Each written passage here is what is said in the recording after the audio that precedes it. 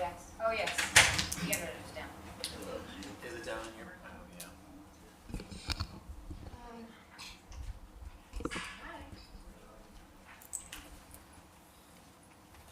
Hey, Jill. So, Mr. Freeze, we are live now. Jill. Annual gift. Freeze. Sorry. Hey, Brad. Chair freeze. Oh, chair. Okay, so I'll call to order the meeting for the Environmental Advisory Committee. Today is August 13th, 2025 at 2 p.m. Can we do a roll call? Brad Freeze. Here. Thomas Bradford. Here. Russ Redmond. Clay Damon. Jill Wenta. Here. Michelle Sharaus. Here. Wade Chance. Here. Okay, approval of the agenda. Any changes you want to make to the current agenda? If not, I'll make a motion to approve the agenda as submitted. A second. all those in favor? Aye. Okay, motion carries. No citizens. So skip down to presentations. Good afternoon, Jay Hopch, Community Development Director. So we wanted to follow back up to Bud Howard's presentation where he talked a little bit about stormwater maintenance and kind of some code enforcement issues that he had observed. So I wanted to give you guys a little bit of an overview of that. I'm going to give the presentation, however, the brains in the room are right there. Wayne Cameron, he's our building official. Who manages all of our construction site maintenance. So if you have any questions, direct them at him. Just kind of an overview of protecting water quality during construction. So it's important for erosion and sediment control, right? If the sediment and erosion is kind of running freely, it can get in the waterways and carry runoff and pollutants into the water bodies. It also can, you can get pollutants like chemicals from construction sites, fuels, materials, etc. So if they're not stored properly, they can leak into our stormwater system as well. And again, of course, the nutrients like fertilizers and other materials. So what do we do for construction site maintenance? We do have a code section about it. I believe you updated that recently, correct? Yeah. Within the past year or so. Wayne's been here almost 2 years and updated this pretty quickly. So we require a temporary construction fence on all construction sites. All building construction sites shall be kept free of loose debris, paper, construction material waste.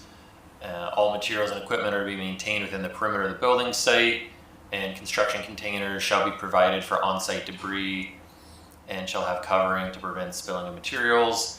And if there are violations, they need to be remedied within 24 hours. If not remedied, work is to cease immediately and not commence until inspection by the building official. So fencing requirements, the site must be completely enclosed. The fence is required to be 6 feet high, chain link with screening material. All items and construction items are supposed to be within the construction fence during the construction process. Silt fencing is a big one though. So we technically do not require silt fencing by code. However, Wayne... It is part of the construction site manual, part of the permitting, that they put up screening. It's not in the code, but it's a policy. It's a policy. Yeah, it's a policy that Wayne uses, but it's technically not in the code. So if someone were to really push back, I don't know. They could.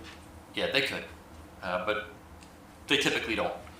But just for the sake of keeping everything clean and legal, we would prefer to have that in the code just to be safe. The village also participates in the National Pollutant Discharge Elimination System program, NDPES. If you violate this, there are all kinds of code enforcement violations we can go after people for. When Wayne and I were at North Palm, we had to hammer a gas station really hard on something once. It got pretty ugly. Fortunately, we haven't had to do anything like that here, but if there is ever any kind of prohibited discharge or anything, Wayne definitely knows how to handle it. But it's really a matter of code enforcement, right? If pollution happens and nobody knows about it, we can't violate it. Just like if someone's dealing drugs and our police department doesn't know, they can't enforce that. Toxic and hazardous materials, Code Section 3174 outlines a generic substance list of prohibited materials. It applies to construction sites, all residential properties. So you're technically not even allowed to throw these out in your trash because you have to get rid of them in a special way. And I think Chair Freeze maybe had some recommendations for things that we could actually add to this list that aren't currently on it. So swales, we actually really are fortunate to have a great swale system. So a lot of cities have curb and gutter where the water is just flowing right in from the curb right into the stormwater system, and you're not able to trap and filter pollutants as well through those type of systems. So we are lucky that our most of our catch basins are inside the swale, so the water is getting cleaned and filtered a little bit before they even hit the system. But the swale system does need cooperation from residents to function properly. Over time, if your grass clippings build up, or if you're parking cars in the swale, you can degrade the retaining capacity of it.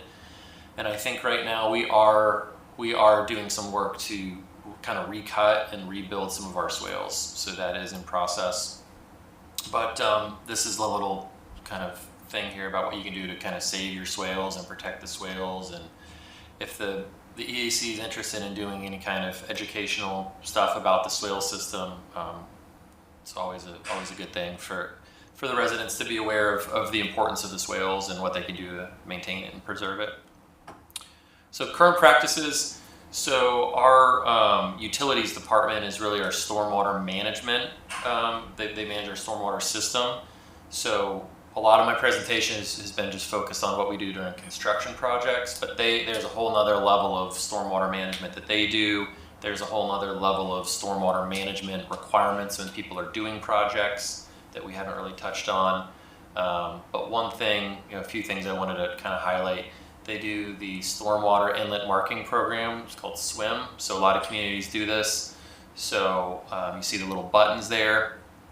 The problem with that though is, so there's one it's on Tequesta Drive right before you get to the bridge if you're heading west. But the stormwater inlet drain is actually in the swale, so you can't really see it from the street. And the button is kind of small, so you also can't see it. So those type of button systems work on curb and gutter because you're walking right next to the gutter. So I have a later slide where I'm suggesting that maybe we could put some signs up that are actually vertical to kind of highlight that. The stormwater or utilities department also provides educational materials. They put stuff in the newsletter, smoke signals online about stormwater runoff. Here's some other examples of kind of what some other communities do. Again, they're always kind of horizontal to the ground, and with ours being kind of hidden, it's kind of hard to see. So that's why I wonder if maybe we could even do some small vertical signs somewhere. So in looking at this, I have a few staff recommendations. One of them was to even create a campaign along the lines of only rain down the drain, just to educate people, because a lot of people don't even understand that. I actually had an interesting conversation with a local resident who's a stormwater expert, and I said, so I live in Abacoa, and we have a lot of oaks and oak leaves, and I said, I noticed that the oak leaves, when there's a lot of rain, I see just pure brown chocolate milk going into the storm drain. Is that hitting the Loxahatchee, and is it impacting the water clarity of the Loxahatchee? She said, very likely. So a lot of people don't even understand things like that, right? That just even having yard clippings, which also do have nutrients in them, but there's just all kinds of ways that if you pour your Coke out in a Publix shopping center in the parking lot, that's going to get into the Loxahatchee River, and in some way. So I think we could probably do a little bit of work there, creating some kind of awareness campaign. Like I said, maybe create some like vertical or raised signage near the storm drains, or put signs somewhere throughout the village about that. Wayne does a construction site policy handout. Anytime someone's doing a construction project, it has a lot of best practices for the construction project. I know he doesn't love this because it's already a busy document, but I think we could probably add a page just about the environmental issues. Don't dump hazardous waste, what to do with your pool, with pool discharges, all those kind of things. I think we could also update the code to require silt fences on construction projects. However, the state just passed a bill called Senate Bill 180. Tom's nodding his head. It's one of the biggest oversteps of state government in a long time, but they've basically said that governments cannot adopt any code provision that's more restrictive than what's in the current code until October of 2027. But the other issue is it backdated it to August of 2024. So I will get to that later. I'm going to talk about that later too. But I'm not positive we would even be able to put the silt fence stuff in the code now because of that. We can talk about it.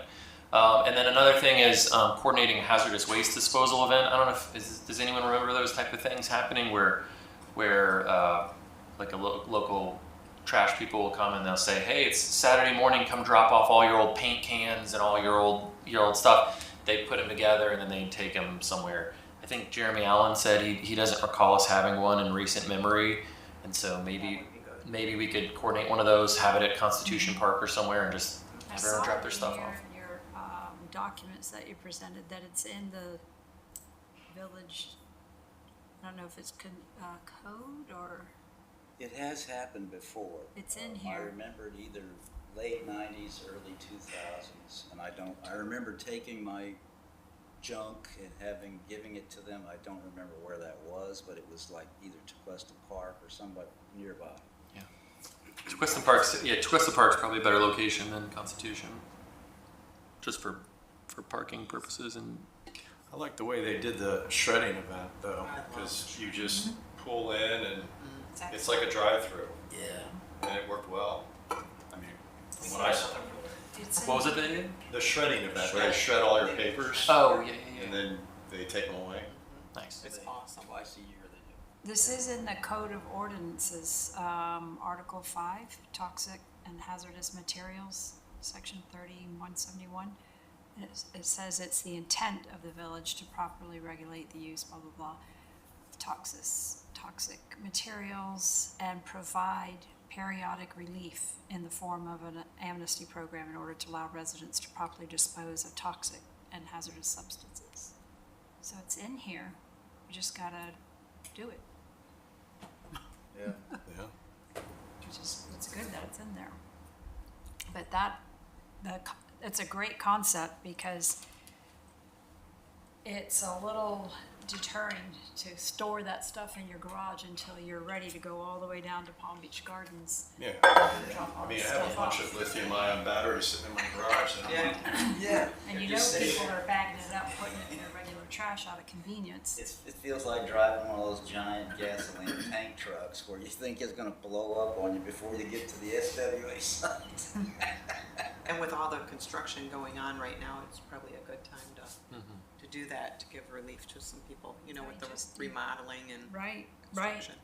Green project. So if that's been done before, maybe we can find how they did it, because the concept, like you just mentioned, of making it very easy. Here's 2 dates a year, drive in, drop off. That would be fabulous. Yeah. Because we're the northern I think it end. would work well if we did it similar to the shredding event. I mean, I would participate. I would too. Make some room in my garage. So later in the agenda is the presentation Brad's supposed to give to council, where he's going to make recommendations and kind of throw out some ideas. So that might be a good one to add to that list for later on. Hey, before we move on, on that second to last point about the Senate bill, and it's still fences. Is this the only way that we can have enforcement authorization is through code?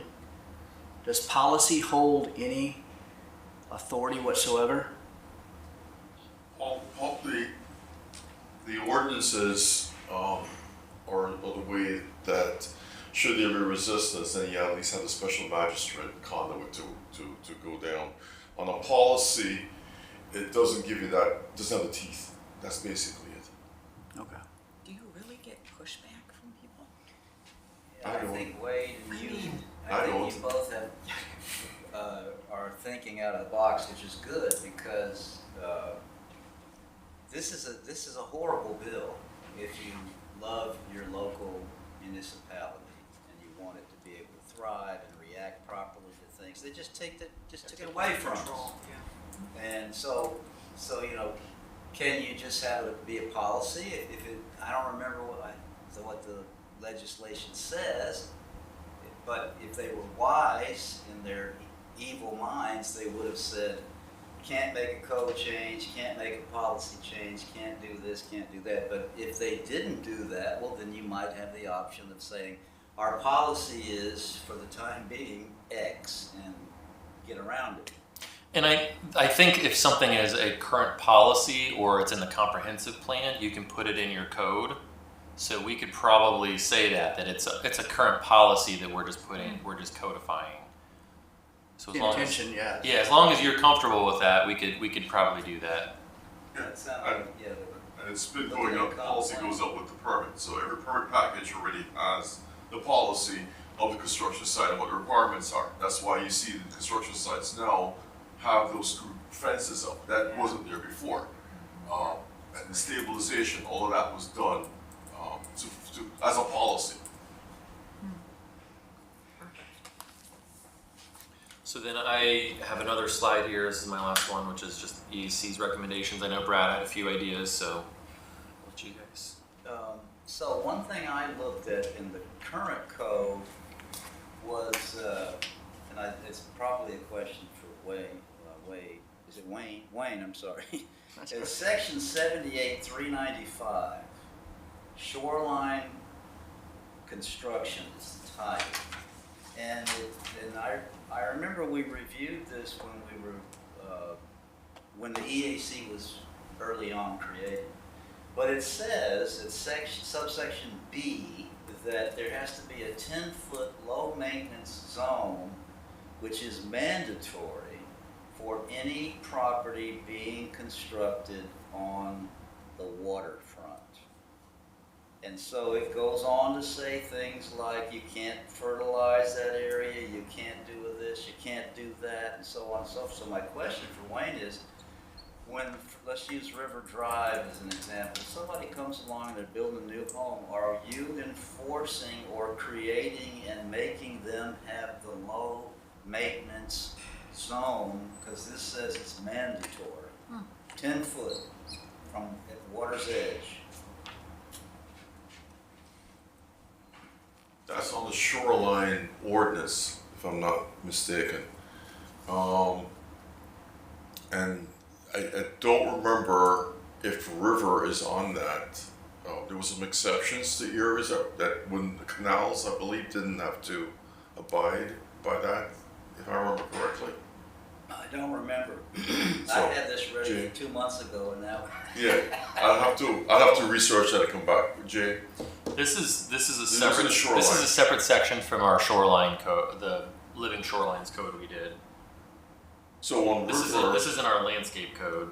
I Yeah, can say I that think I've it's- seen it in the landscaping. The residential has come through with the landscaping plan, and we've called out the low maintenance zone fertilizer free. Okay.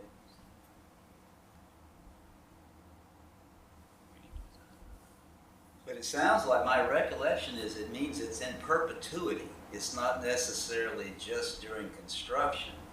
Construction, I don't know why we don't require, if you're on the waterfront of any kind and there's new construction, why not have at least a temporary berm between construction and the water that would, have it percolate before it got into the water body. my take on that section was, okay, that has to be maintained by the property owner in perpetuity. They can't put fertilizer there, they can't put insecticide, pesticide. But there should be, that would also border on illicit discharge into the waterway as well, if that's what's happening. So we're not permitting discharge from the private property into the intercoastal waterway or even the lagoon.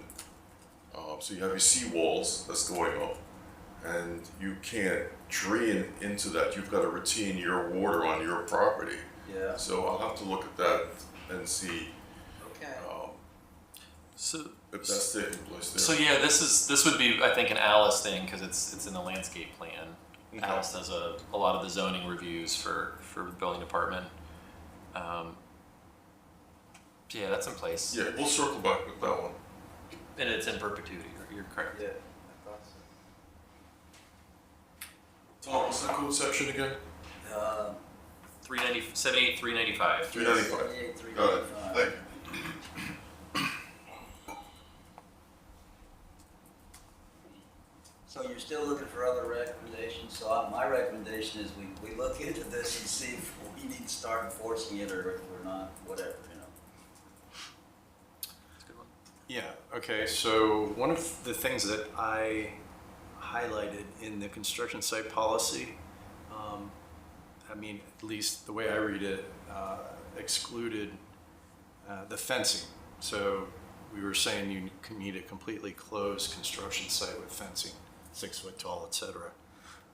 But it looks like it's not required for properties that abut to the water, whether it be the ocean or coastal or Loxahatchee. Why is that? I didn't understand it. I mean, from a public safety standpoint, it's not a continuous fence trying to keep people out of the construction zone. It caught my eye and I was just wondering why, if there was a reason behind it. The people coming from the intercoastal onto the private property wasn't as much as a concern, and also the fact is that it becomes difficult for them to construct with a construction fence blocking the rear when they're building the seawall and they're building everything else. So from a construction standpoint, it became, or it's more of a hindrance than anything else once you have a fence at that point. The silt fence, however, is still a requirement. The 6 foot construction part was the part that was allowed to go on the base. But you still need a silt fence all the way around. Okay. Because debris, whatever, goes Yeah. on to the neighbors or whatever. No, that silt fence goes all the way around. Okay. Yeah, and the silt. So, yeah, that was basically, I forget his name, the gentleman that came in here and did a presentation from the Loxahatchee River. Bud Howard? But he's gonna kill me. I forgot his name.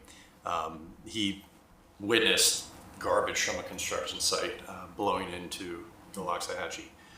Although it wasn't exactly clear where that was taking place, it might have been on the Jupiter side of Riverside and not DeQuesta, but nonetheless, it was something that he brought to our attention. That's kind of the reason I highlighted that. But you're saying the silt fencing is all the way around. All right. Does anyone have questions? Are we, Or I don't know what EAC recommendations for what based off of this presentation. Yeah, this So- PowerPoint. Okay. Power. Or related to the thing, I think Brad, you had, let me see. Well, you had them on the agenda under 4 and 5. Yeah. You had a follow up for construction site management, environmental impacts, and then one for stormwater control and toxic hazardous materials. And there were some recommendations in there, so we can always just jump down to those agenda items and then talk about those recommendations. Yeah. But I would like maybe some feedback on these ones. So it sounds like Let's do this then. there's definitely some interest in doing the hazardous waste event. Yes. When we do our next code update, which we have a lot of things to update, we'll see if we can legally put the silt fence requirement in the code. education on the importance of swales and storm drain awareness, Yeah. i.e. the vertical signs. Yeah. Only rain down the drain is a good, catchy, easy slogan. And I have to say, those silt fences, all the time I just see them laying on the ground. Yeah. I don't see them, you know, they're just, They're hard within to a see. few weeks, they're just laying there. They're not really doing their job. They're not installed in a way to be Where they're- permanent, so right. they're very susceptible to the wind. Correct. Yeah. Yeah, so I don't know if there's a better alternative to that, or than just those little stakes with the silt fencing. It doesn't seem to hold up. I'm so glad that we put into place the 6-foot fence all the way around. That's made a huge difference. I saw on River Drive in Tequesta Country Club, there's a house. It's close to, gosh, I should know the street number. It's close to the dock, across the street. On Gulfview. No, on River, and they took the fence down because they put in bahia grass, so that's kind of nice. Now hopefully they'll keep it mowed. And then on Palmetto, those 2 empty lots have nothing, but they are nicely graded now. So I don't know if those are supposed to have silt fencing or not, but just some things I That noticed. one, those two in Palmetto, will be taking on the silt fence, and it's gonna be sod, just gonna be vacant Okay, lots. the bahia. And it's just like 116 that you just referred to, he just took that fence down. Okay. He was, again, gonna build it. Yeah, it's good to, you know, then They have that to sod sod. hold down Yeah. any debris. Was Palmetto 2 recent tear downs? Yes. Well, probably, Yeah. that might have been a year ago already that they were torn down now, right? Close to Almost, it's like 8 months. 8 months, yeah. Yeah. Yes, right next to each other. Wayne, what can residents do if they see silt fences down? Can they contact the building department and have? Yeah, if the seat fence is down, by all means, it's the contractor's responsibility to make sure that they're maintaining that during the construction, Okay, throughout the construction process. sure. So, yeah. Are they routinely reviewed for enforcement? Like, Maintaining the silt fences, is that something you or your team would? if we see it out there, when we're out there, yeah, Yeah. then we'll bring it to the contractor's attention. It's almost like parking. Yeah. Tell them move the car, you leave, come back. Is there currently in place a time frame that they have to build? From the time a tear down takes place, yeah, it's 6 months. That they have to start? You have to Okay. submit a permit. Okay, You have to submit a permit. okay. Thank you. In regard to storm drain communications, I believe that in the Tequesta Country Club and in Tequesta Pines, typically the inlet is surrounded by, or the steel grate fits into a concrete structure. And the width of the structure is sufficient, you know, probably 4, 5, 6 inches wide. It's sufficient for that emblem that says, you know, do not put this in the drain. It's big enough for that to be there. In addition, what they do in my neighborhood is that the elevation of the entrance into the inlet is raised up 4, 5, 6 inches above the grade of the swale, which in a heavy rainfall, unless it's a super heavy rainfall, it will simply, the water in the swale will rise up, but it doesn't rise up high enough to go into the inlet and end up into the river, which is how we constructed the system that's on the north side of Tequesta Drive between Seabrook and the bridge back in the 1990s. Made sure that their elevation was above the grade of the swale to get longer term percolation. Does it spill over into the roadway though? No, once it gets to a certain height, I mean, the engineers have to say, okay, here's the lowest level of the road, and here's the swales and the slope and et cetera. They have to based upon the drainage requirements or whatnot, they figure all that out, and they don't make it go too high, don't make it go too low. And we had residents coming to the council meeting back in the 90s and said, why did you make it go up that high? And then we would explain it's for percolation. And then they say, okay. But that's not why I'm bringing it up. It's typically those concrete structures are large enough to handle the message. But I know there's a lot of inlets that aren't built with that concrete structure, and therefore we do need to do more. And all new ones probably need to be in a concrete structure so that the emblem can be there to remind people you can't put hazardous materials or clippings in there. You know, another thing to think about is now, think about who the typical landscaping workers are. Should it be in Spanish as well as English? just saying. Or just symbols, I mean, it could be something and go all the way around instead of just that's possible. Do we have any evidence that signage reduces pollution? It's a good question because It just seems like some of these examples, they're people that aren't complying, right? And like, do they care that there's a sign there? If someone wants to intentionally dump, or are we just making ourselves feel good that it feels like the right thing to do, but maybe it's not going to make a material difference in the result? it does Maybe I think it's offer- impactful. No, the only reason I ask is maybe our energy and money ought to be maybe spent in a different direction. Yeah. I That's- think in and that I- form of education, it does, because somebody walks by and says, oh, I didn't think of that. But the intentional person, you're never gonna, But I think Yeah, I get it. most people think dumping is like the paint, the fuel, the fertilizers, the things that we all know you shouldn't. But like you brought up, the landscape debris. Nobody's thinking that that's Yeah. harmful. Yeah. So, Nutrients from grass is one of Right. the biggest. right, so how do we get that out there for people? it's like, You know? it's Yeah, and I guess my education. question is, do we have evidence that people are dumping that in the drains? Yeah, we do. I've seen Or is it unintentional? Like they It could dump be it nearby unintentional. and it runs in there. You know, a lot of people use mulch lawnmowers, and so that those clippings end up being in the grass, Right.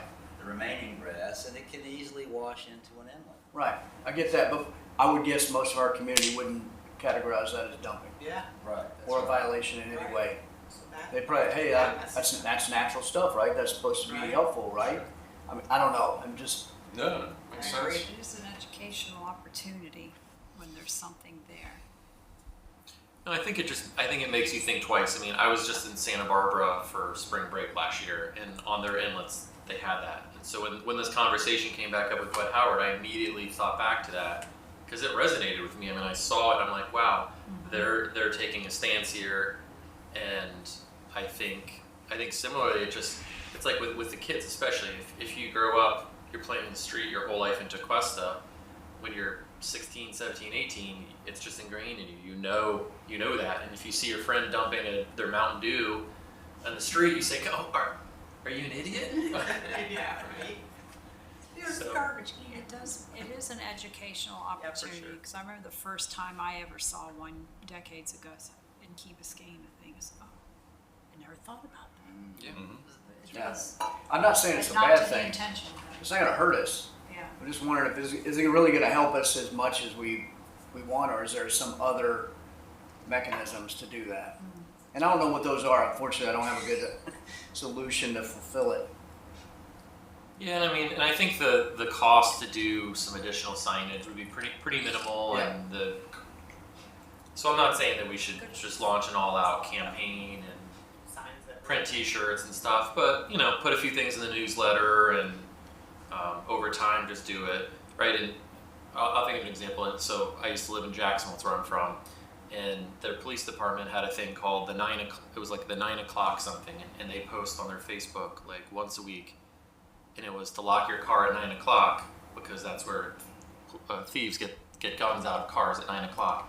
But it was done so much over such a long period of time that everybody knew to just lock their cars. And so things like that, I think when you do it, when you create a little campaign, only rain down the drain, people see it once or twice, they're annoyed by it, and then they see it the 10th time and they're annoyed by it, but then it just becomes kind of a way of life. And Maybe that signage, I'm trying to think of something better than, because I'm trying to think aesthetically as well. Perhaps it's something artistic looking, not expensive, but it's something with only rain down the drain. I don't know, maybe it's a fish, and it says only rain down the drain on the fish instead of just a sign. yeah, Something interesting. Yeah, I think you showed some examples there like that. yeah. So that one, like the one that says drains to Pearl River, like Mhm. I mean, if it just said this goes to the Loxahatchee River, like That's a, that's impactful. yeah, that's Do you good like education historical? right there. Most people probably don't know that, Yeah. right? That it goes into the river. Right. Yeah. Yes, that's a good one. Too bad we don't have such a long name to put on there. Yeah. See, the one in the top corner has the only rain down the drain thing. One of the other things we talked about early on in the life of the EAC was that, yes, those, like on, let's use River Drive as an example. If the water gets into those inlets on River Drive, it goes straight to the river. Everybody knows that, okay? But it doesn't have to be that way per se. There are devices, infiltration systems that will stop all of that from happening. In other words, it'll filter the water, it'll filter the debris, the clippings and so forth, but it entails two additional things. One is money, and two, somebody has to go out there and, maintain them. You gotta clean them, you gotta do this, you gotta do that. But it can be made better so that the impact when something does happen is almost minuscule. I think that brings huge value. Yeah. I mean, if the money is there, if we could get some way to make it happen. Yeah, that's a whole secondary conversation that we would need Marjorie from utilities here for, like baffle boxes. There's a lot of, I think Brad referenced some of them, there's a lot of environmental solutions that are out there. That's a secondary discussion. I'd like to know what the cost involved with Yeah. something like this. That's amazing, But- yeah, that Is would it, be is that one of our recommendations, is to Yes. suggest we have a conversation like that? I know at that time, now we're going back to 2019, early 2020, Jupiter was doing it in certain areas. I think it was on Center Street, don't hold me to that. I think they got a grant for this test trial period that they were doing. You might also be able to get a grant from the Loxahatchee River District to just do it on one or two of them or something, just to see how it, Yeah. what all it takes to make it happen and keep it maintained properly. I think we should. Our new deputy utilities director came from Jupiter, so I think she's familiar with what they've done there. So we could probably have a follow-up discussion and have to give them they're gonna have to have some time to prepare for it, but in the future, we could have them come out and talk about some options. And stormwater management in general, right? So this was mostly focused today on just kind of the almost the code enforcement side or the public awareness side, but if you wanted to talk a little bit more about the actual stormwater management system and doing it, making it yeah, happen. making it more green, and we could do that. So I don't know if anyone would know the answer to this question, but I did see some Village of Tequesta employees sucking out from the storm drain. I don't know how often that takes place, but I suspect maybe it's once a year or twice a year or something like that. I don't know what type of maintenance would be required for some of these drain socks or drain filters. It's probably more often, but it would be something to look into, and I understand the monetary challenge of something like that, but a grant would be a good start at least. Yeah. And if that's something that you're interested in discussing, you might want to add that to the list of things to ask council to look into, right? Because then we've got to exert some staff time and staff effort. So maybe get some buy-in from council at your September presentation, Brad. Because then Jeremy Allen can kind of give Marjorie the go-ahead to give a presentation to you and put some effort into it. Yeah. That's good.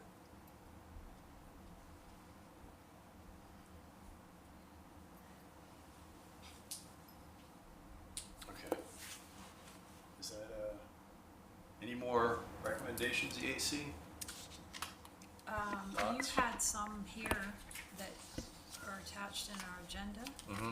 so let me just scroll down to that, because the first one you had was a rewrite of paragraph 2, and you inserted the words environment and Loxahatchee River. I thought Yeah. that those were good additions to qualify the definition.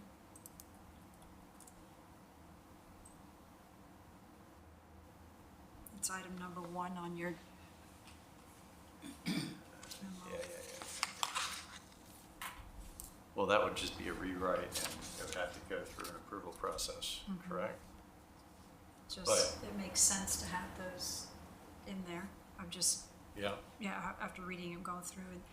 And then on number 3, in the event of inadvertent runoff from a construction site, would it be possible to include a provision for the installation of sediment filtration socks or bags around stormwater drains? Is that not already required? Done. It is. Is it? So is it? It's okay. Oh, it is required. Yeah. Oh, okay. All right. The two ways it's done is you can, because they'll wrap the grate with the screening, because you still want the water to drain. You don't want it to be obstructed at the roads started flooding. So they've got more than one way to do that. Yeah. Bags are one, and then wrapping the grates is actually, I mean, double wrap is actually the best one, because you can still drain, but then the contractor has to go back, once it gets too heavy, clean that off, otherwise it defeats the purpose. A lot of places require filtration bags around the edges of the inlet. Right. Okay, and let's see, number 4. I think we already addressed that, so that's good. Yeah, and there's a section for the DOT policy on hurricanes and construction sites that I was unaware of, but I was made aware of it. When a hurricane's coming, Wayne and his team are very busy. I do have one more question as it relates to the fencing that goes around these construction sites. In the policy, let's see here, construction site policy, a fence shall not be required unless specifically requested by the building official in order to preserve the public health, safety, and welfare on the side where the property abuts the Atlantic Ocean or intercoastal waterway, or where there is sufficient barrier, such as another fence, a wall, or landscaping material. What is the landscaping material? What does that mean? Like a hedge? So, depending upon the situation, if they've stripped everything off the property for the construction purposes and they have to put something back in place, if they've maintained and not, so let's say they're going to keep the seawall and they haven't done anything disturbing there, and the vegetation can serve as a barrier, then we can use that. I've used landscaping as a barrier in certain cases where the neighboring property has a 6-foot Clusia or fence. Yeah. Yeah. I don't need to put a construction fence, 6-foot construction fence up there, but I still need my erosion control at the base. Yeah. So those kinds of common sense kind of scenarios, we try to utilize that. It's not one size fits all, but trying to get them to be in compliance and say, here, use, don't disturb your neighbors. Try and be considerate, and these are methods that they can use. Now that same consideration doesn't apply to the silt fences though, right? Silt fences, you want to keep the fences working, No matter because what. once they're done, they're not serving the purpose anymore. Right, So, okay. yeah. And that makes complete sense if it's like one big, like a Clusia hedge. Yeah. However, I've seen some construction sites where it's a few plants, and if the idea behind a fence to keep out people from a public safety perspective. Then we'll Anyway, put a 6 foot fence. but there wasn't a fence. It was just like a few plants. It wasn't a hedge. Fairview West. Well, let me know. I could, just give me the address I get looked at. I can look it up, but it's like a few houses down from mine. They just leveled the house that was there. It's on the golf course side. I think it's, I don't know, 76 or I don't know what it is, but it's Fairview West. Okay. It's on, It backs up to the golf course, right? it's on the Yes. golf course, yeah. So we got 325, and that one's, It's the fourth house in, okay. on your left. I'll take a look at the, Yeah, I could pull it up on Google Maps as well, but it's on the, if you're looking at the property from the road, it's on the left side. when you saw the erosion control fence, the silt fence? Was that there? Yes, that's there. Okay. But I'm just from, I mean, this is not environmental really, it's more public safety, I guess, with the 6 foot fence. There's nothing there really keeping anyone out. I mean, Okay. there are a few I think, plants. Brad, was that, didn't Bill and Leah just take their fence down? And that's why it wasn't there at first? I think their fence is just in the In front. the front? Because Okay. they, by code, you have to have like 6 Right. foot privacy fence if Yeah. you have your boat back there. Okay. Along that side, I don't know what was there before Yeah. with certainty because it was overgrown and Yeah, you know, it before was- they tore it everything was a out. hedge, I right. don't know. Yeah. Um, So you might want to talk to the neighbor and the construction site, Yeah. see what's going on. Because a lot of times they start off with a construction fence, Yeah. being a 6 foot fence, but as it progresses, Right. it becomes an obstruction. It's in the way. Like you got Yeah. the front where the Yeah. driveway's got to go in now, so they got to take it down and so on But and I so do forth. agree with Brad that it's pretty open to walk right into We'll, that area. we'll take a look at it. Yeah. I mean, We'll take a look and see what was missing. let's see. Going down to your hazardous materials, you had some suggestions of adding to Oh. that list. Yeah, I didn't see lithium ion batteries, but I could have missed it, I guess. That, and I didn't I see miss it. asbestos on it. Asbestos. Did you add the, This is your, this is the list? yeah, this was Brad's, Is the hazardous waste thing on there? the actual list. No, I mean the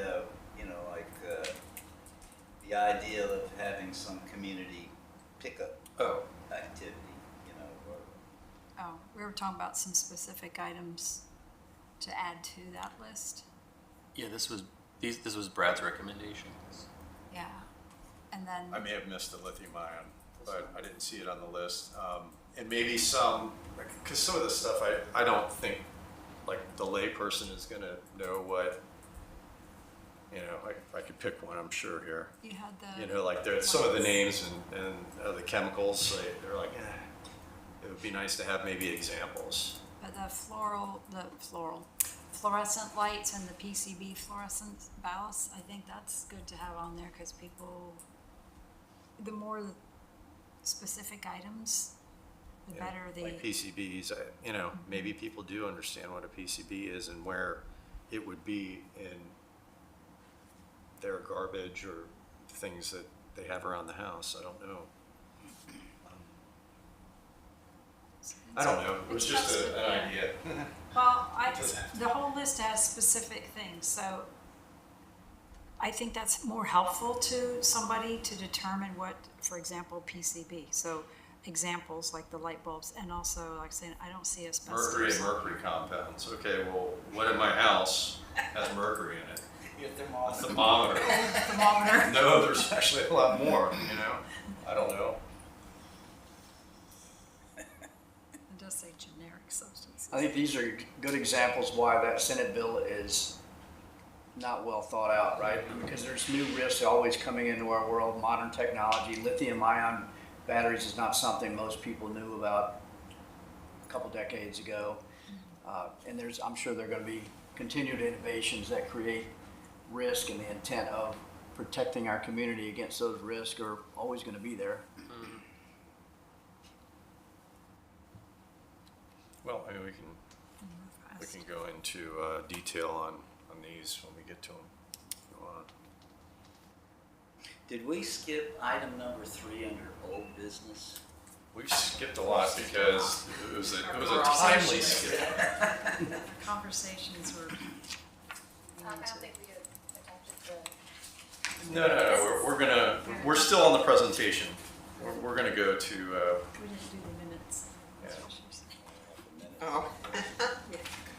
Well, it was. Who put this agenda together? It's out of order. Okay. Well, Anything else on the presentation? No, Guys. we're good. Thank you. Thank you very much. I appreciate it. Thank you, Wayne. Thank you for your time.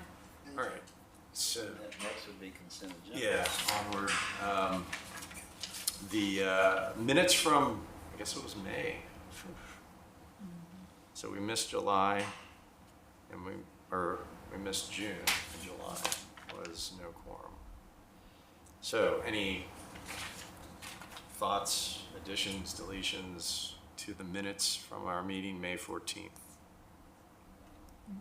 No. I make a motion to approve the minutes of May 14, I second that. 2025. All those in favor? Aye. Aye. No nays? Motion carries. Okay, so that's the end of the consent agenda. Regular business, or regular agenda, old business. So I went to this June 2nd workshop where there's, amongst other things, there was some discussion about the open seat when Clay left. So I don't know, I sort of don't remember the nitty-gritty details of the discussion. However, in a general sense, it seemed pretty split about removing the seat. In other words, they do it through attrition. Once someone leaves, that seat would just, I guess, disappear. And pairing the EAC from a 7 to a 5 seat committee. However, I think towards the end of all the discussion, they just decided to leave it the way it is. You're right, exactly. So So it's it was a little, it was nice, interesting conversation, but So this committee is a full 7 seats. full 7 seats. Okay. And the latest update, I'm sure that Jay will probably going to tell you, but last night, in spite of the fact that some of them thought we should only have 5 members, and they appointed a new member to our board. His name is Drew something. Drew Henriquez, he had a really impressive business background. So yeah, we actually had 2 applicants too. So when they put something out in the spring, there were no applicants, which was why that discussion happened. Like, what do we do with the EAC? There's no applicants. But then this go around, we do have two really good applicants. They had a hard time, but ultimately selected Drew. And then now the person that they didn't select, if there happened to be another opening, we'll keep her in mind and keep her in the loop for future. But Drew is out of the country right now, so he couldn't come today, but assume he'll be at the next meeting. Okay, so our seat 6 is filled then. I can't remember. They approved it, right? They approved it. Okay. Yeah. Yes. It's approved. So we now have 7 seats We'll filled. have 7. Yes. Okay, so we're good. Yeah. Okay. And it was ironic because I kept touting that we've always made quorum, and then the following we did not make a quorum. So anyway, but and I think the start time and frequency are kind of, I got the feeling they're going to be left up to us in a way, and I think 2 p.m. has kind of stuck. The frequency is dictated mostly on, I think, the things that we have on the agenda and the things that we need to discuss. So. I agree with what you just said, but I feel like if we don't try to meet once a month, we just sort of start to drift. I agree. And then suddenly we wake up one day and it's Monday of the start of the week and we say, oh, we got an EAC meeting. it just seems like the frequency helps, at least in my mind, it helps me continue to keep focused on environmental things and the things that were on the agenda and the things that people are saying and so on and so forth. Unless in the summer, we take June off. It was a Yeah. nice little reprieve, Yeah. if there's nothing going. But we don't have to state that now, we just at the time, Yeah. as May comes, and we don't have anything important to discuss for June is that Yeah, and I okay think, to do? like, between Jay and I, sort of, like, as I put an agenda together, I sort of understand, okay, well, this is not much. And it may not, you know, especially if it's during the summer, it may not make sense to have a meeting, i.e. June. So, you know, yeah, I mean, it's kind of play it by ear, but to your point, I do like having something in the book once a month. And I think even if it was once a quarter, I think that's not enough Get things done in to time. get things done. I mean, this is our only time where we get to come together and talk. Because we're not allowed to talk 'Cause if I see- outside here. You walking around Tequesta Country Club, I'm not allowed to. So, Hey, you just keep on walking. yeah. You know, one of the considerations has to always be the staff's workload. And I don't think we generate a lot, but, you know, we don't know the totality of what Jay and Meg have to do every month, but I think we should let them know on certain months, at certain times of the year, if you guys get overloaded, you don't have to come back and have an item. If we talked about an item in May, you don't have to come back in June. You have to come back when you have had the time to adequately Appreciate that. Yeah, do for sure. something. Thank you. I agree. Just, yeah. Okay. Yeah, that's so true. Anything else on Great. that? All right. So it seems like we've already tackled some of this stuff, but I guess we can at least make it an official recommendation from EAC if, like for instance, number one, adding a few of these things to the current ordinance.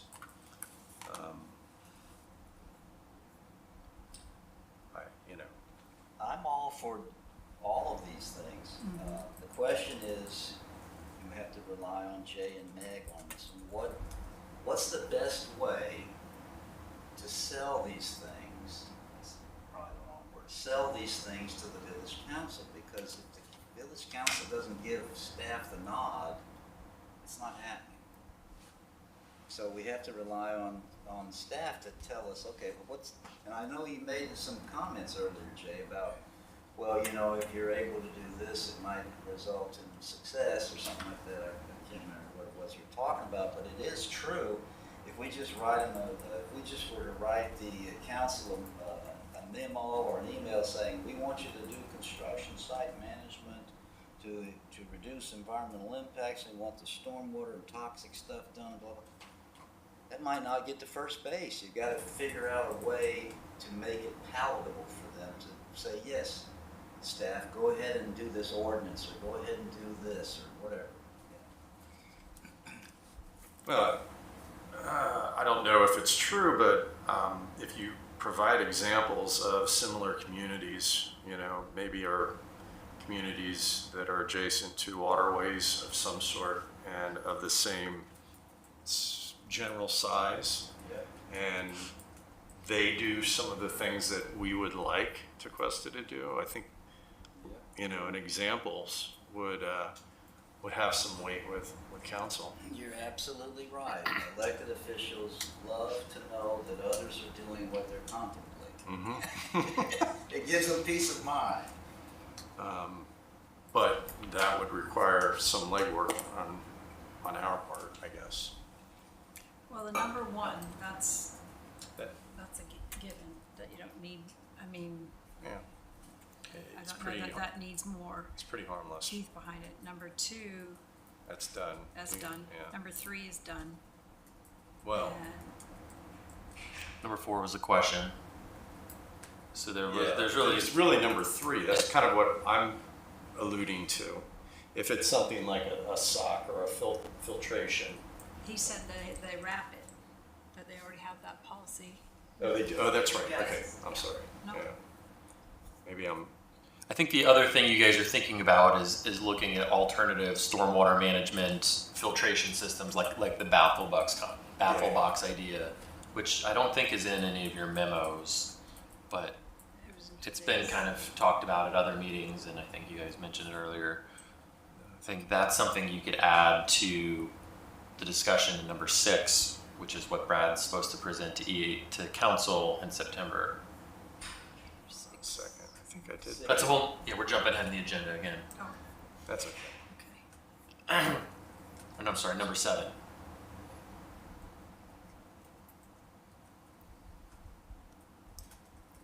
And then there's then there's the toxic waste memo you did. Yeah, the stormwater control and toxic waste memo, the undergrade, overgrade, and curb inlet filtering solutions.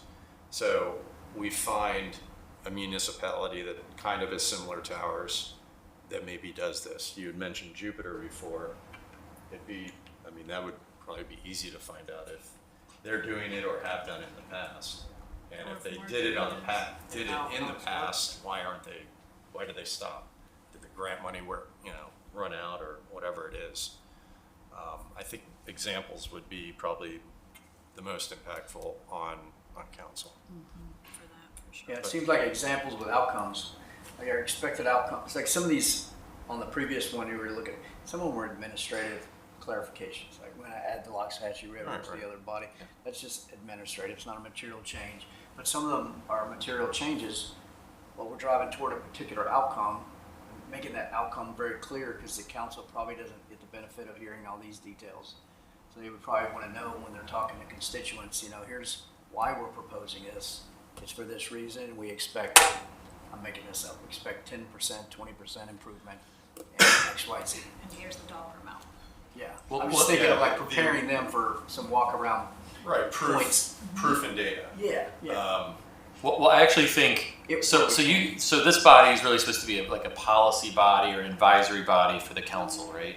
And so they're not able, with the idea being that they're not able to vet and do deep dives on every environmental issue that comes up, right? Right.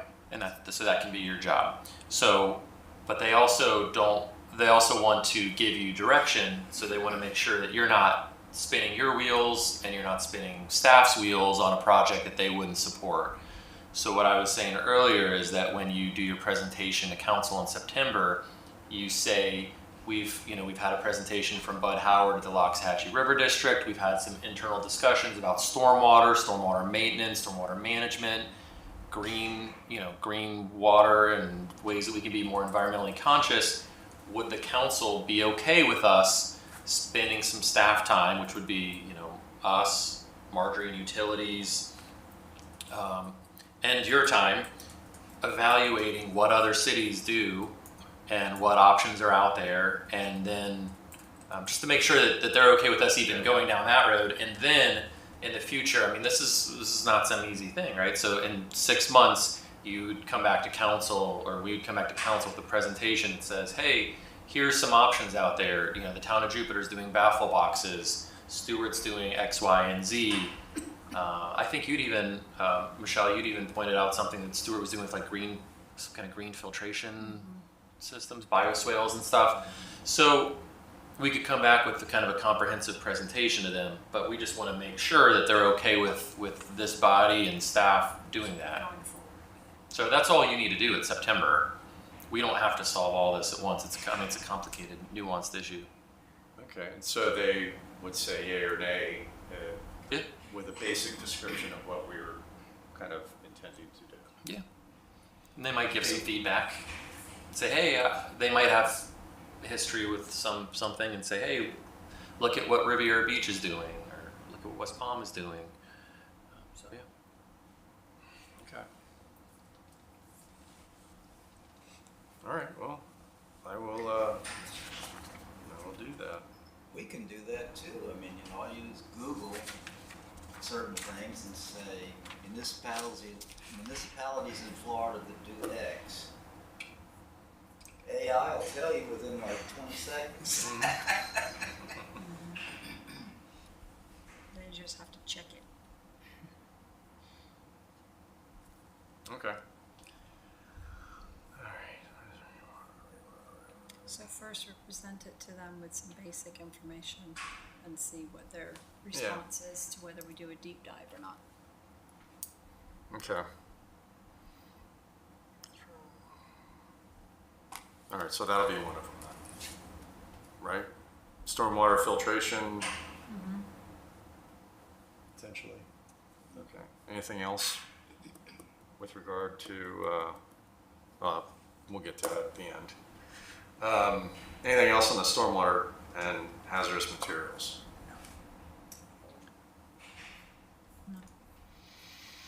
Okay, mangrove incentives. So my pie in the sky of having mangroves included as a in the adopted tree, or not adopted tree, the Tree City USA program was not successful.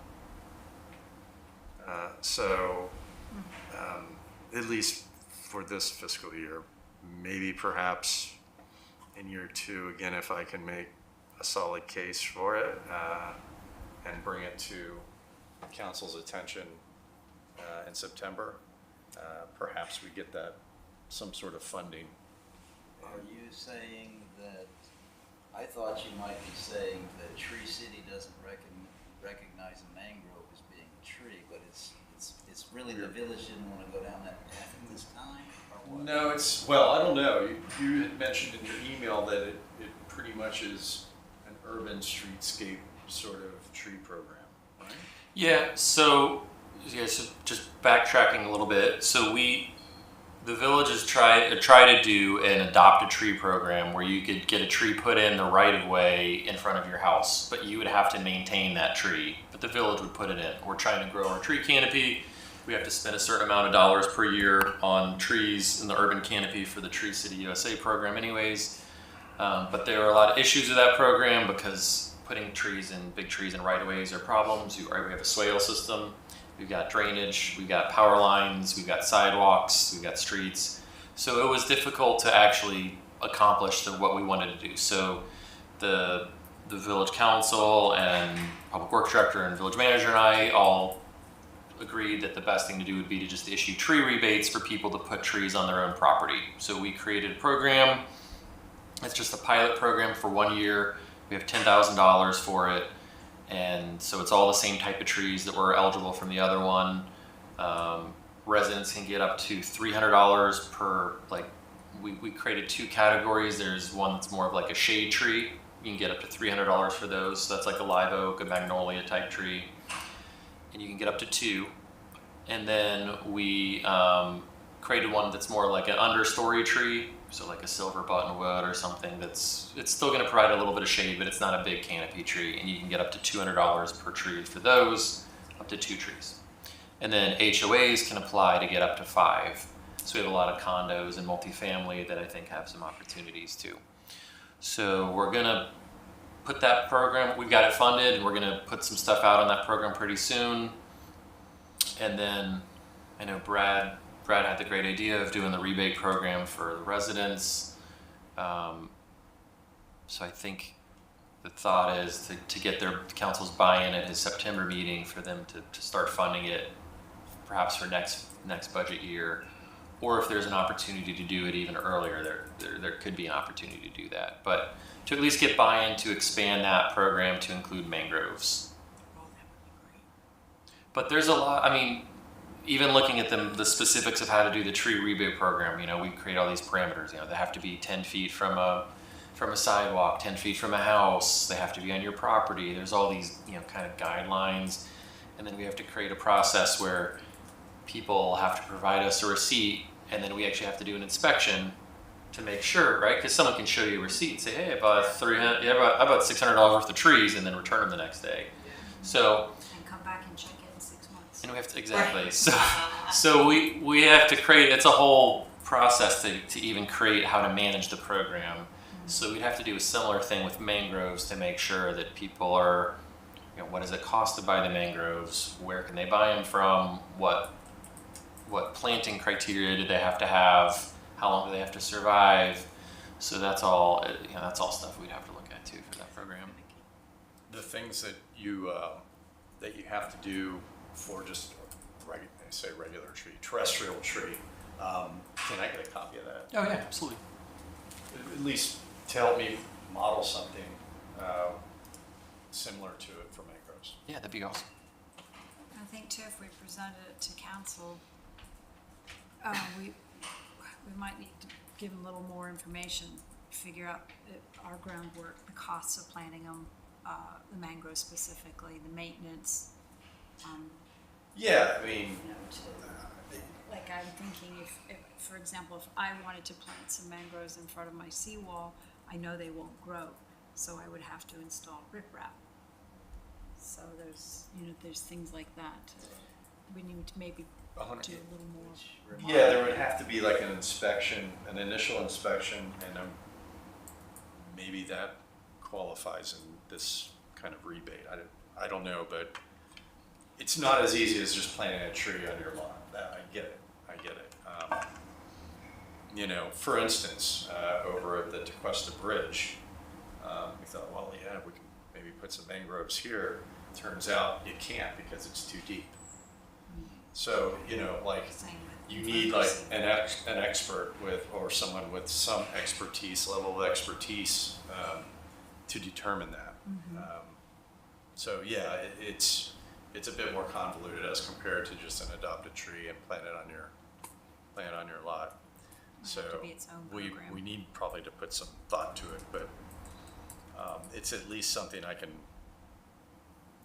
put in front of council now. We're gonna look for ways to, because it might not be just in that program. If I remember correctly, Jay, you had asked us once to consider if there was available funding, what would a mangrove program look like? And so. Or just living shorelines. Yeah. Well, okay. And mangroves being a part of that. So the funding, we talked about trimming, we threw around ideas, like it's difficult to convince a property owner to put mangroves in because they're worried about the trimming and the height and which height and what, and if it goes past this 6 foot, you're done, you can't touch it, it's scary. It's a scary commitment to me.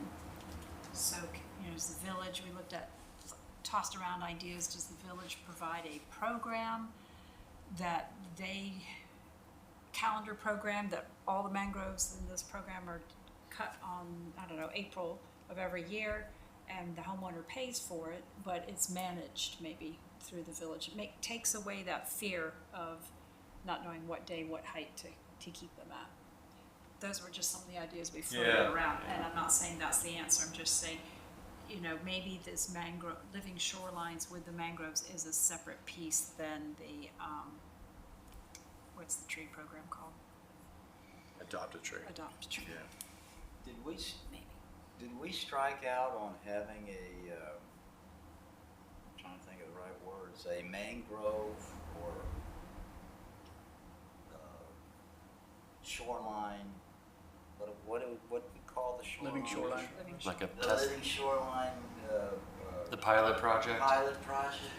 We had funding for it and had been moving forward with Keith from Mang, and when he got into the design phase of it, he realized that the water was too deep at the Tequesta Bridge. And so, yeah, Jeremy Allen had found the money for it. We were going to try and do it, you know, kind of quickly, but then when Keith got into design, he said that site just doesn't work. Okay. Was that conveyed to us? Because I don't. So is there, It just happened. I almost put that on the agenda, but Okay. okay, it's recent.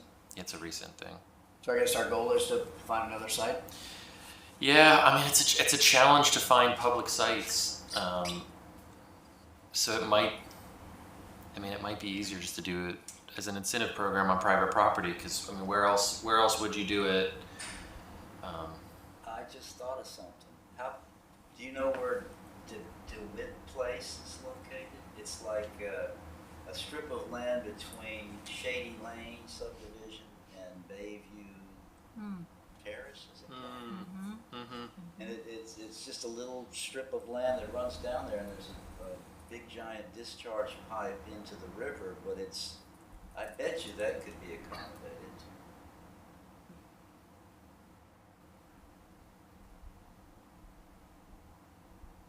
This is looking Oh, good. There you go. look at that. This one right here? Right in there, yeah. That green space on the water, maybe? Do the residents want to lose their beach though? But No. yeah, I do know that some of the children in the area like to go putzing around in the water there. But maybe you don't have to do it all. Is that's a public area or is it? I don't know, but I think it is, because I think there's a big discharge pipe that the village probably owns that's draining these adjacent subdivisions. Sorry, these are the access points at Country Club, but west, right? Not the country club, south of the country club. Yes. I'm pretty sure that they belong to that HOA. What did you said? You're pretty sure it belongs to who? HOA. HOA. These are not the Okay. ones in the country club though. But you were correct. I think it is. Well, they might. So whichever HOA it is, they might be okay with it if we just ask them. I don't know. There it is, that strip, right there. Bayview That's- Terrace, yeah. It's not much frontage, is it? It's Might fit one. a pinhead, yeah. And I don't know if Matt Kuchar is going to want it right there on his property either. Yeah, right. The boat ramp, but I that won't won't work. 'Cause it's a Years beach ago, area. it was Right. fun. His name was Bill. And yeah, and the problem with doing it on the ones in the country club that we talked about as well is that they're privately owned by the HOA. But they have both, we were mangroves. just saying, They both they have. both have Yeah, mangroves. they have. And they have mangroves already. So- What about, I don't know if it's considered public property or you want people down there, but where Dover Ditch is gonna run into the river, I know there's a whole plan for the ditch itself, but is there any plan, do you recall if there's a plan for the water? There's not a plan to do mangroves in the water there. Is that mangroves? No, it's just a Okay. shadow. Probably Brazilian pepper. There might be mangroves somewhere on that property line, private property. That It'd might be nice to get rid of that sandbar too. That's true too. The property owner would like the sandbar to go away. Yeah. Except for every person that stops there to get bait fish. Back up easy. Yeah, mangroves are finicky too. I just did the bag, so, I forget who we went and volunteered for, but, the lighthouse, we went over to the lighthouse and put together the little tiny mangroves that they were growing at different, establishments throughout Tequesta. And she was saying just how finicky they are, and out of all the ones that we bagged and put the moss and soil around and then had the bag around them and how tight you had to, she said, maybe we'd be lucky at like 30% surviving, 30-40%.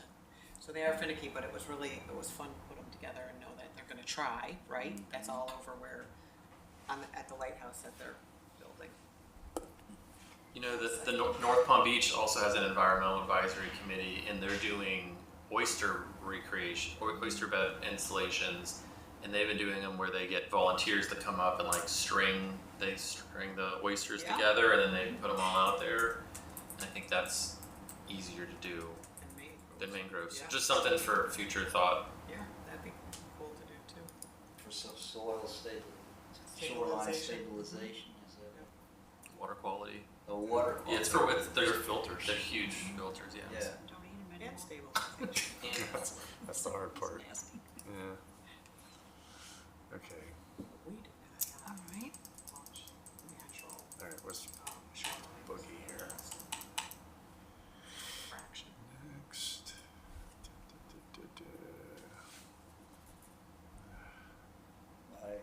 is it possible to put something like in smoke signals and say something like, if any volunteer property owners want to participate with the village in a shoreline demonstration project or something like that? Yeah, I mean, if You would have to back it up though. You Yeah, gotta it have has to be something, ready to spend and Yeah. do and so forth. you gotta have an example and what the That'd be costs are. awesome.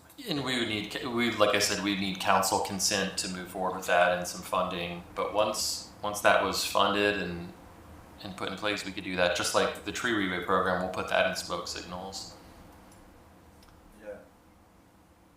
Do you still have the mailing list of all of the houses that are on the water? Maybe it would just be simple enough to We could do that. send another Questionnaire. snail mail, just a single page, Mhm. and ask them, the pertinent questions about participating in.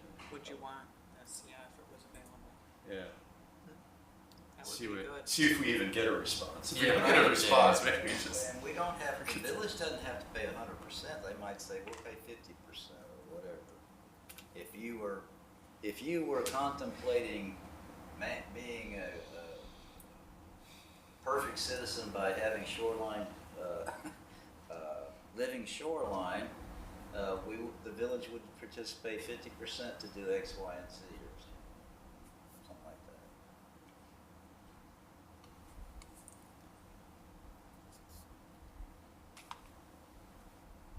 It'd be a good litmus test for how high the demand is for someone wanting to plant it.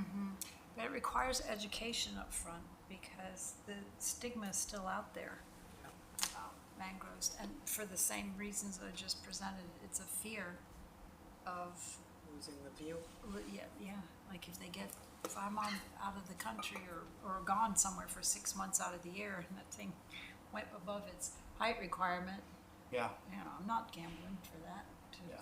be stuck with having to have 6-foot trees and I can't see out. But I would, personally, I would love to have them. If I were to do it, it would have to have riprap because it's too deep for them to go in, and I'd have to, know a program that doesn't interfere with our dock and taking the boat out, and there's all these things to consider. I couldn't volunteer for the village because that's a conflict of interest. Have somebody on the committee. Sure, I'll take a 50% program. And so, for me to consider it, I need more education and information on how this would work. And I think the two young men that came in to present the honeycomb, that was huge. I know. Yeah. Yeah. I But loved personally, that. I wouldn't want that Versus in front the, of my, really? yeah, no. You'd rather have because- riprap. Because I've seen how the mangroves, well, I shouldn't say I wouldn't want it. They never quite answered, would the mangroves completely cover that so that you don't see that base? For example, at Bird Island where they put the riprap and you can see all the new mangroves are starting to grow on it, eventually they're gonna cover that. Well, I would think think that, it would. I think that it would too. It just depends on where the roots are growing on the mangrove, right? I mean, I don't know. I don't know. I don't have that information. I don't think it's gonna I be don't wanna 100% on riprap either. It's not, they're sensitive, like you said, but, I'd want to see it before I put it. I wouldn't want that honeycomb looking structure there. Was the honeycomb concrete or steel? Concrete. Concrete. Yeah, I just don't want to see that inorganic structure of the hexagons. I'd rather see an organic structure of riprap if it doesn't completely cover it. See, I think Personal. riprap Yeah. looks like It's drainage. just personal. And to me, it looks like the Yeah. coral rock underwater with Yeah. a snorkel all over the place. Yeah, So yeah. it's just, but it's organic looking as opposed to a man-made structure if it's exposed. Okay, All right. so what I will do, I like the idea of mailing directly if there's enough money to do that. It's not that expensive, is it? I mean, do you? No, it's. Do you remember how much? Did you do the mailings, Meg? Do you remember how much it was? You just give me a bag and I'll go do half the road. Postage these days, I don't Yeah. know. I would also though, I would ask for council buy-in on anything mangroves before you start doing outreach to the community, because It's a questionnaire though? Even a questionnaire? yeah, because Just- I mean Would you're you be you're- interested? yeah. I'm not promising anything, but if, a short, very general description, would this be of interest to you? Yeah, I'd have to probably check with the village manager and Lori, who's our outreach or public information officer. It's sensitive when you're sending stuff out to people because you just, Yeah. Maybe more of a, what do you call them? When you gather communities. because when you do a mailer, it's considered, I think it's considered a little more personalized. Like, well, how do they know?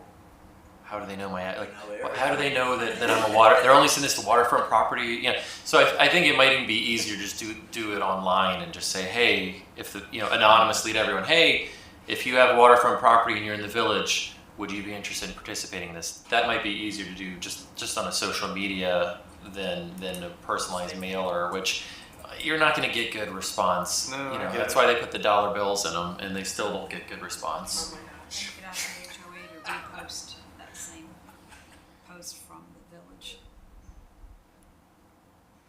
Is that Nielsen right? But yeah, we're advocating for signs on the I drainage. just keep those dollars. Anything there. Yeah, I keep I'm pocketing money, I'm doing the survey. Okay. Anything else on the mangroves? You beat that one up pretty good. All right, so when is this, September, what? September 11th council meeting. Okay, and I have to give a presentation to council. Is it, I've heard it's an annual review, so I'm reviewing everything we've done over the past, since whatever, June or last June? Yeah, you could do that.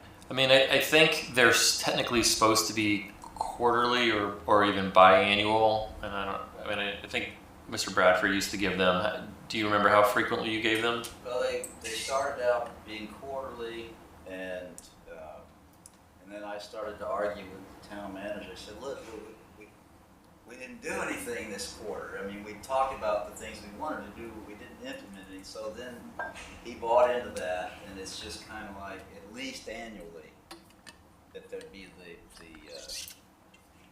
it's the review or whatever you want to call it with the village council.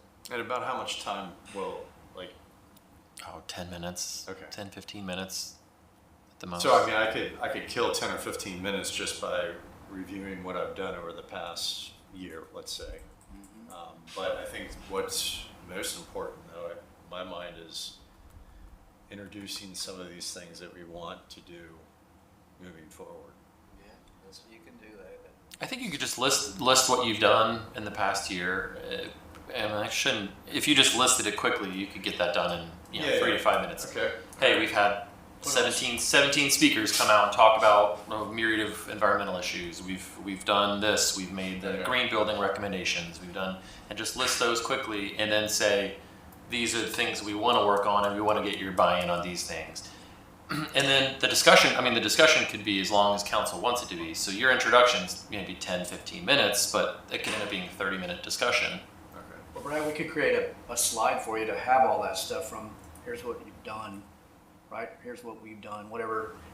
But just has that as a placemat on a slide up there. You don't even have to talk to, here's the stuff we've done, but I'd like to look forward and talk about things Yeah, we want to. okay.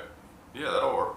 That way you don't have to deal with mine. All right, so what I'll do is, I mean, it's pretty easy, I think, to put together a review of what we've done over the past year. I'll just go back and sort of list everything out. Moving forward, the things that we would like for at least council to be introduced to some degree, that we're interested in moving forward, and these are the things we're interested in moving forward Yes. to do. Basically our to-do list for maybe the next year. What are those things? You know, we talked about a couple things today. Is there, Well, I think those are the items. Filtration. filtration, living shoreline? Recycling, did we come, Did we bring that one to fruition? We need to keep working on that one, the single stream. Yep. I don't know what else I can do. I No, think just we've keep it in sort of, forefront, though. I mean, is there, Our- have we hit a dead end on it? Yeah, the single stream recycling is it's, But we didn't look to see if Martin County is an option for us to go out of Palm Beach County to see if that they, because since they do it, it's the processing plant that Right. is the concern, because ours only has single stream until the presenter that came for Palm Beach County gave me the impression that the more dialogue there is about it to Palm Beach County, the better, to get Palm Beach County to consider. If we're not talking to them being a squeaky wheel, why would they just, Why would they change? Yeah, we need to express. How long ago was it that we did the invasive species plant list thing? Was that during, that was this that was Months ago? that was with the green building thing. That's being rolled into all of the code updates we're gonna do. that's something you could highlight. We gave input and had, what was the Steve Parker or something? I'll help pull Megan and I'll pull a list together for Brad of all the presentations and speakers and projects you guys have done. Back to the recycling, have we hit a dead end on that? What's the, I don't think it hurts for you to just, you could mention it at the end that the EAC wants to continue pushing for single stream recycling, whatever that may be. It's not a political battle for you guys to fight. It's kind of a policy, bigger picture thing for the council to look into. So you can always just say that that's an issue that we advocate, or that we hope that the village council can advocate for in the future. Is that Jupiter High School That's student? that Is he student, yeah. is he still working on trying to get the commercial recycling? He is. He's been working with Meg recently. I don't know if Meg, you want to give him some updates on what his latest. So Thomas and I are meeting tomorrow. He has made some successful contacts with local plaza owners. He's very ambitious. He has lots of very big ideas, and we are working on them. Good, Great. that is great. Yeah. Good. And he lives in the country club? I think He's somewhere in Tequesta. and his last name's Gehring, right? Mhm. Like as in Gehring Insurance and Services and so. I don't know if he's related to the Garen Group people or not, but So for the H in there.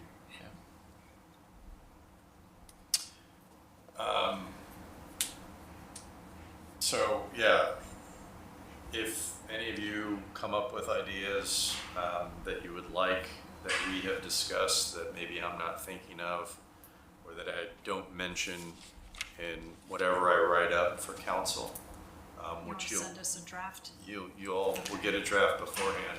So we can go back and Please look at our do the notes. suggestions. I want to include, while I have their ear, everything that's of importance and interest to us.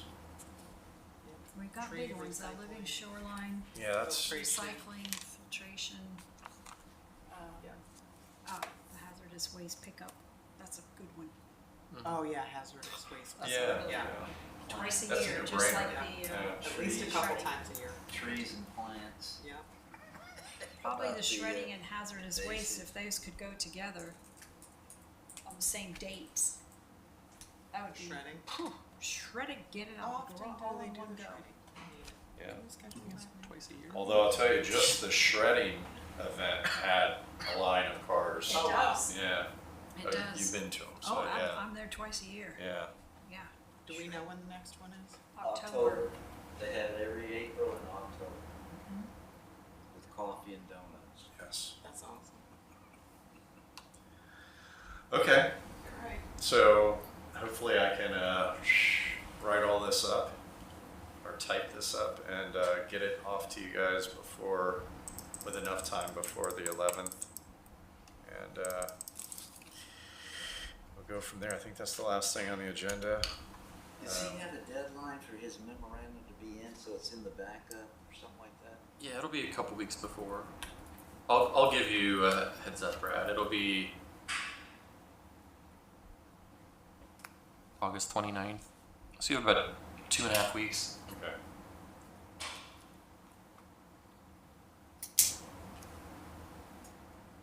Okay. In that memo, I can basically put a review of everything we've done. And then I could speak on it for sure, but I'd rather, looking forward, this is what we want to do. All right. Okay. I think it's fair to say they want to see it and also have a synopsis of it. Okay. They've always been kind to me when I did it. They're not going to be, they're not going to attack you or anything like that. They're very grateful and thankful that we do this, and it's usually a pleasant event. Okay. So, that's the end of new business. Oh, I just stuck this in under comments. The State Park Preservation Act was signed into law May 22nd, went into effect July 1st. There's probably some weird loopholes in it that,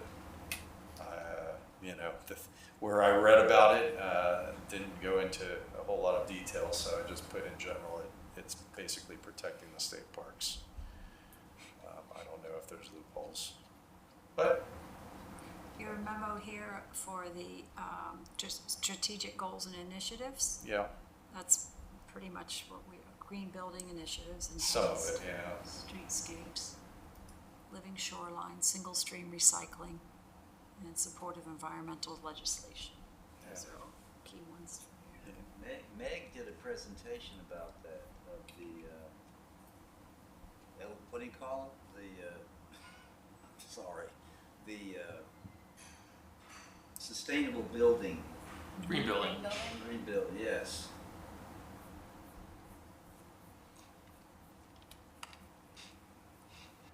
okay.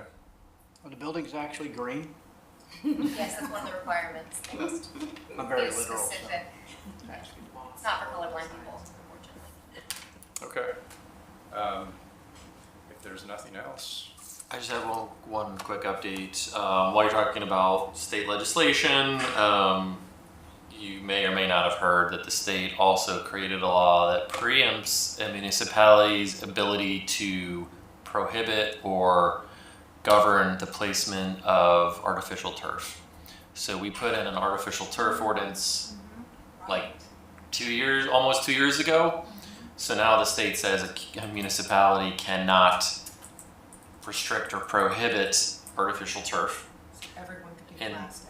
And the DEP is supposed to create standards, and then each city is supposed to kind of adopt those standards. Oh, talk about runoff. So, yeah, it's gonna be a challenge. So, there's been issues recently with residents putting it in the right of way, and that's a whole nother discussion. But our policy is that whatever the state preemption does not count on public property, right? So people won't be able to put artificial turf in the right of way, right? But on their own property, the state is going to restrict us there. What states That tells do me, I'm sorry, that tells me we have some very odd people that are legislators in the state of Florida. And I'm being nice when I say that. That's ridiculous. But I wonder what the, what's the drive on that? Why would the state, obviously they based it on something, it'd be interesting to know. It's called lobbyists. Yeah. So it could be an artificial turf lobby. It could be Well, that's what it was. It could be home builders associations.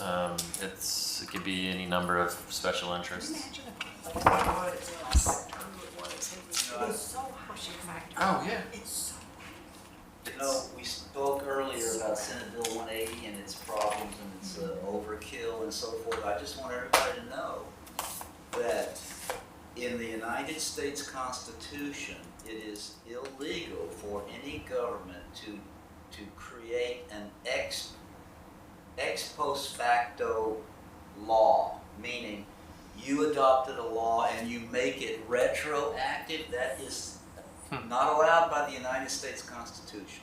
It's clear as a bell. They need them. less. Well, Senate Bill 180 is caused a huge stir around the state, and so I think there will be a lot of blowback and legal challenges to it. So we'll see what comes of it. But there's a lot of chatter about it. The League of Cities meetings are coming up. I know there will be a lot of discussions at those meetings and committee meetings. So we'll see what And happens. I know for a fact there's a lot of cities that are talking amongst themselves about having a legal coalition to file suit Yes. against the state of Florida. So I'm which on. is overdue. I'm on the planning and redevelopment one, and I'm actually thinking about volunteering to spearhead one if no one else is, because Yeah. it needs to happen. Yeah. Thanks, Jay. So, okay, this one want a motion to, do I need a motion to end the meeting, right? Yes. Yes. I'll make a motion to adjourn the EAC meeting. Second. All those in favor? Aye. Motion carries, thank you. So, Jay, about the, Hold on a second.